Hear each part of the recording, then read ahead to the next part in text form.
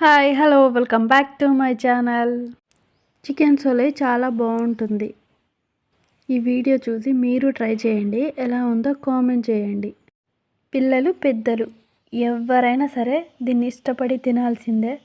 అలాంటి రెసిపీ ఏ విధంగా ప్రిపేర్ చేసుకోవాలో ఈ వీడియోలో తెలుసుకుందాం. ముందుగా చికెన్ని నీట్గా వాష్ చేసుకొని చికెన్లో ఉన్న ఎక్స్ట్రా వాటర్ మొత్తం పోయేంత వరకు చికెన్ని కుక్ చేసుకోవాలి. చికెన్లో ఉన్న ఎక్స్ట్రా వాటర్ మొత్తం పోయిన తర్వాత అందులో 2 టేబుల్ స్పూన్ల ఆయిల్ వేసుకోవాలి. ఆ ఆయిల్ వేసుకొని ఫ్రై చేసుకోవాలి. అలా ఫ్రై చేసుకున్న చికెన్లో అల్లం వెల్లుల్లి పేస్టు, రుచికి తగినంత సాల్ట్, పసుపు, చిటికెడంత కారం వేసుకొని కలుపుకోవాలి. అలా కలుపుకున్న చికెన్ని ఒక 10 మినిట్స్ వరకు కుక్ చేసుకోవాలి.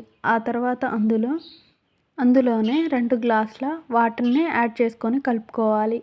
ఒక 10 మినిట్స్ కుక్ చేసుకున్న తర్వాత ఒక బౌల్లో జొన్న పిండిని తీసుకొని వాటర్తో కలుపుకొని పక్కన పెట్టుకోవాలి.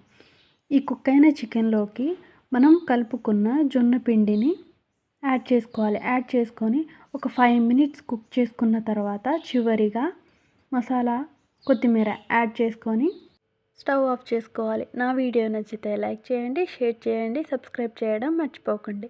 అలాగే ట్రై చేసి ఎలా ఉందో కామెంట్ చేయండి.